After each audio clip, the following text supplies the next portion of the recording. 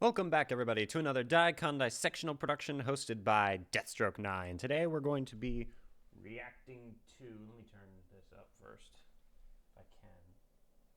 There we go. All right.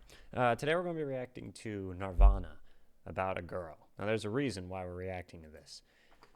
Here's why. Just got this for the first time. All right. I recently had to do headshots. New ones, which were really expensive, but for my IMDb page and just acting in general. And we got these two things to try and make them go together, and then we couldn't use the Nirvana shirt because it had a logo on it. So instead I'm going to be wearing it in here. And I just want to say that I recently have been learning more about this group, more than I ever knew before. And unfortunately, I've already heard they're like the entirety of Bleach and In Utero, which are, and Nevermind, I think, is the other one. I think Nevermind might be one of my favorite. Nevermind and Bleach might be my two favorite albums by them.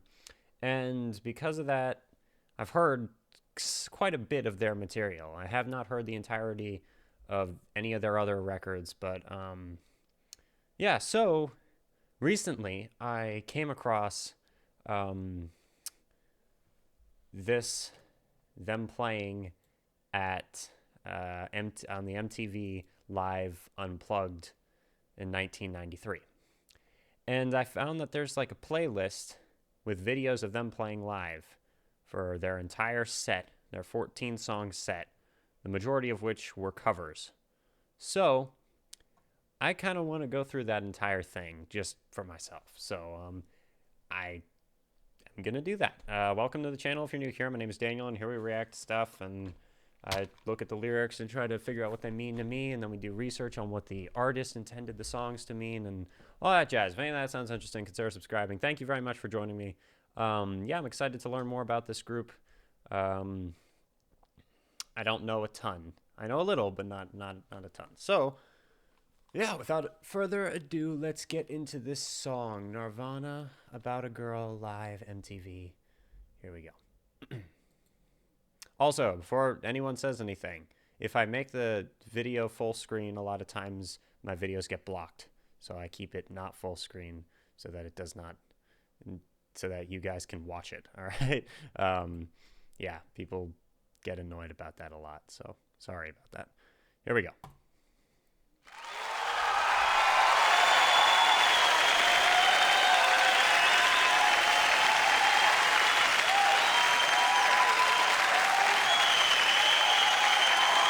They're excited.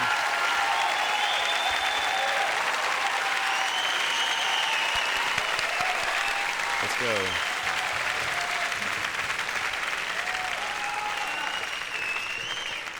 Mo here.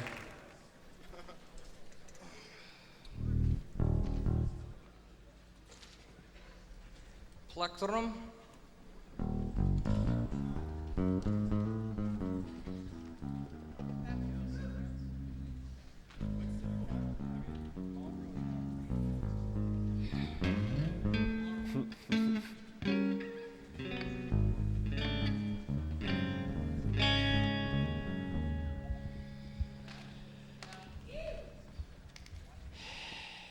He looks so happy to be here. Good evening. This is her first record. Most people don't own it.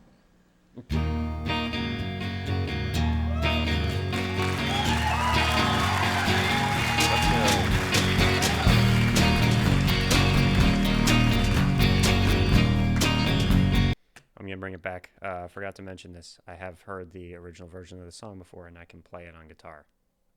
I have played it on live stream before, so I assume, for some reason, I just assume people already knew that, but I just realized they probably don't. So just so you know, I've never seen this video or heard this live Unplugged version before, but I have heard the actual song before. Anyway, I love the feeling too. He had such a persona, I guess. Good evening. Let's go.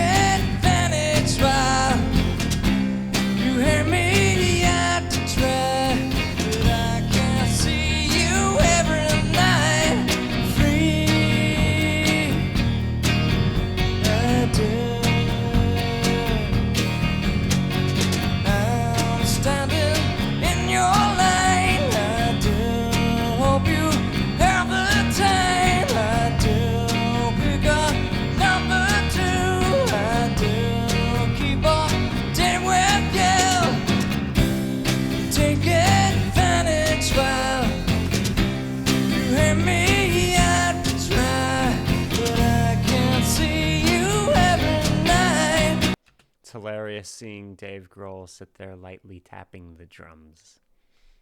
That's probably the funniest thing I've seen today. It's awesome. So far, I love the feeling, the vibe, I guess. It's very laid back, although his voice is full of passion, as it pretty much always is. And yeah. Yeah, let's keep going.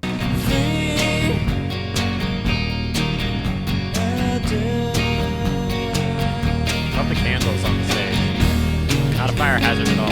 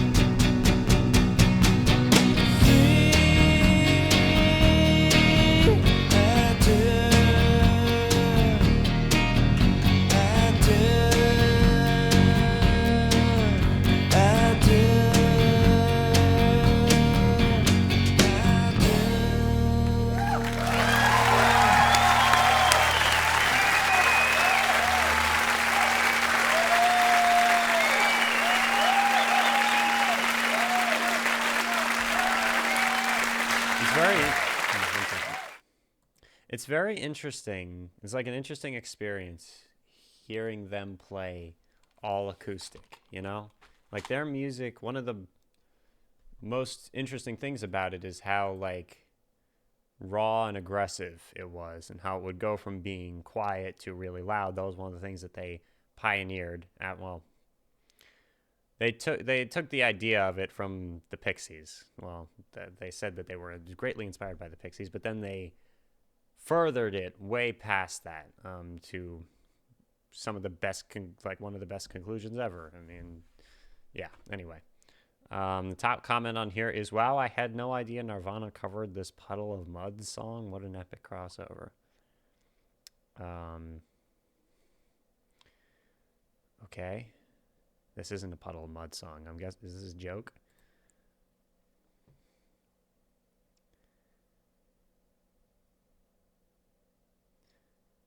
Okay. Anyway, someone wrote this song is actually by Guns N' Roses.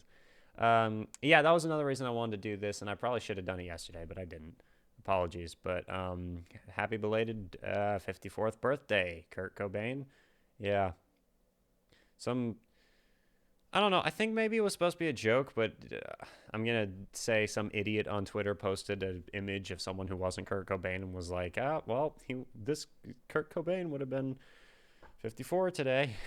And yeah. I don't know. It seemed kind of disrespectful, but I mean, who knows? Whatever. Someone writes, this drummer looks like the lead singer of the Foo Fighters. Okay, there's some interesting comments here. This is off our first record. Most of you don't own it. How to say F you and not hurt feelings. There you go. The audience members had no clue how historic this concert would turn out to be. Yeah, I've had a lot of people request this concert, which is another reason I'm checking it out. So, according to Chad Channing, Nirvana's drummer around the time of Bleach, Cobain did not have a title for the song when he first brought it into the studio. When asked what it was about, he replied, "It's about a girl." The girl in question was Tracy Miranda, Cobain's then girlfriend with whom he lived at the time. Apparently, Miranda had asked Cobain why he had never written a song about her, and his response was about a girl. The song addresses the couple's fractured relationship, addressed by Cobain's refusal to get a job or share cleaning duties at their apartment, which housed many of his pets. During arguments on the subject, he would occasionally threaten to move into his car, at which point Miranda would usually relent. Cobain never told Miranda that he had written About a Girl for her. In the 1998 Nick Broomfield documentary, Kurt and Courtney, Miranda revealed that she'd only found out after reading Come As You Are, the story of Nirvana. Kurt Cobain wrote this after spending the previous night listening to the Beatles' first U.S. album, Meet the Beatles, over and over again. Nirvana opened their MTV Unplugged in New York session with this song. Kurt said in a 1993 interview, even to put About a Girl on Bleach was a risk. I was heavily into pop, I really liked REM, and I was into all kinds of oldies 60s stuff. But there was a lot of pressure within that social scene, the underground, the kind of thing you get in high school. To put a jankily REM type pop song on a grunge record in that scene was very risky. All right. And let's take a look at the lyrics, which I think these lyrics are relatively straightforward. When Nirvana took the stage at the Sony Music Studios in New York, Cobain introduced the song by saying, "This is off our first record, most of you don't own it." Contrary to the tradition of artists performing their biggest hits, this set list consisted mainly of songs that were relatively unknown at the time and included covers of David Bowie and Meat Puppets, to name a few. Of course, being released following Cobain's death, some of Nirvana's bigger hits today were inspired by their being performed for their MTV Unplugged album. I need an easy friend, I do, with an ear to lend. I do think you fit this shoe, I do, but you have a clue. I'll take advantage while you hang me out to dry, but I can't see you every night. Free. I'm standing in your line, I do hope you have the time. I do pick a number, too. I do keep a date with you. I'll take advantage while you hang me out to dry. I can't see you every night. Repeated the verse 1, repeated the chorus, then just I do over and over again till the end. There's also a guitar solo in there. All right, relatively straightforward. Now, this song is describing a very casual relationship. Like I need you're an easy friend, someone who listens to me, an ear to lend. You fit this.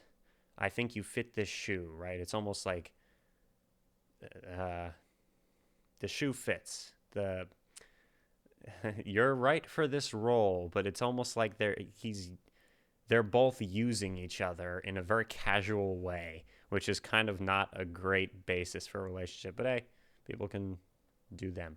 The American saying, if the shoe fits, wear it, originates from the British phrase, if the cap fits, wear it, which means that one should admit it when a description, typically negative, applies to them. While calling someone a friend would typically be negative, later lyrics confirm that he's putting more effort into the relationship than the other person is. This could be sarcastic. Then someone wrote beneath that, easy is a term used to refer to someone who's easy to get in bed. Lyrics are suggesting Kurt wants a friend to use for sex, but someone who also has an ear to lend to listening to his problems. This girl fits the shoe. She satisfies both of these criteria. And it sounds like he wasn't very nice to her either.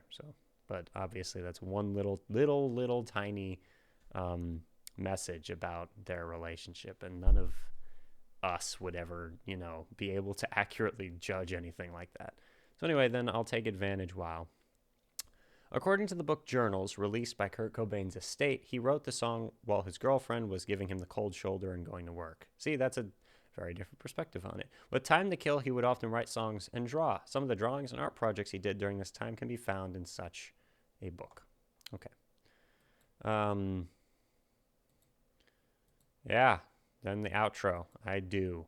I do are the words you say when you agree to marriage. So maybe this... Oh, I've never thought of that before. That's perfect. I think him saying free at the end of each thing is him saying that he's like kind of free to do whatever he wants, or maybe he wants to be free. But then this outro... Yeah, that's very interesting. I do. So maybe this is an allegory for starting a relationship. So as to Kurt, who was antisocial and hated everybody... starting a relationship was just as big a step as getting married to your average person. This is just a theory, may not be correct. Yeah, I mean, it's all just comments about a song. Anyway, so that's About a Girl by Nirvana. Thank you very much for joining me. I hope you enjoyed the video. And yeah, if you're new to the channel, consider subscribing and all that jazz. I'll see you guys soon. Good evening. Thank you for joining me. Let me know what other Nirvana songs I should check out. Maybe Like one album I haven't really done anything off of is Incesticide. What a weird name. um, and yeah, if you'd like me to react to any of the songs that I've probably already heard, like I've only listened to the albums once or twice, and then I listen to the songs I like multiple times. So maybe there's other ones that I really haven't listened to more than once and maybe don't even remember that you could recommend. Whatever. Whatever works. Thank you for joining me. Deathstroke 9, out. We are Legion.